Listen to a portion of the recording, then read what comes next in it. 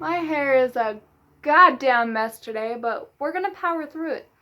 Hi guys, my name is Riley. If you're new here, then don't you worry, I've only got one other video out, so you're not that far behind. And if you're a return, welcome back. Thank you for being here. So today I figured I would talk about how I mark up my books and how I rate my books. If you watched my other video, you know that I am one to annotate my books, and I know that's considered like a sin, but I mean, if I'm keeping them, then I might as well. So the example I have today is One Dark Throne, and as you can see, it is quite marked. The first thing I do whenever I'm reading is I sticky note. Each sticky note means a different thing, so let's get into that first.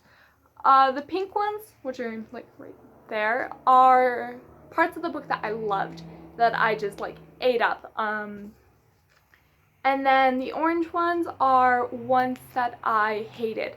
It was either a part in the book that like I genuinely hated, or it was like a decision that the character made that I was like, oh, why you gotta be stupid? And then the green ones are foreshadowing.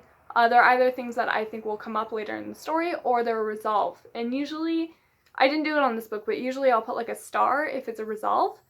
But, oh well, maybe I'll just have to reread it. And the second thing I do is I highlight, and that's usually just to take it a step farther from the green or the pink sticky notes. It's more of like a permanent thing, is where if there's a line that really, really hit me, like emotionally, I'll usually highlight it. Like in Children of Blood and Bone, she talks in a specific part of the book about how she uses staffs when she's fighting, because they're used to hurt, not to kill, and I thought that was really cool, so that was something I highlighted. But I didn't highlight or write in this one at all. I just didn't have any of my right pens with me.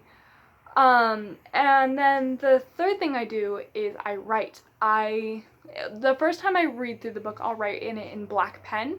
And so if I really hate a character, I'll just put off to the side, oh, I hated this stupid character. And then if I ever go back through and I read it a second time, then I'll go back through with a purple pen, and then maybe I'll say something like, now I see why this character was such an ass in this part of the book. Or, I still hate this character and he never developed and I think he's stupid. And then like so on and so forth, then I can just go by color. So it's black, purple, orange, and then pink and blue. I've only reread a book that many times, like 3 times, I think. And then the second part of this video is how I rate my books. I rate my books on a 1 to 5 star scale, and usually I'll rate them in 3 categories. So if I ever do a book review on this, then I'll do the books like based on those 3 categories. The first category I do is character development. If your character is the exact same person they were in the beginning of the book, at the end of the book, then I think it's just not only super lazy writing, but there wasn't really a point to the story. The point to stories are to see people grow and to see people go on, amazing adventures, or at least the kind of books that I read.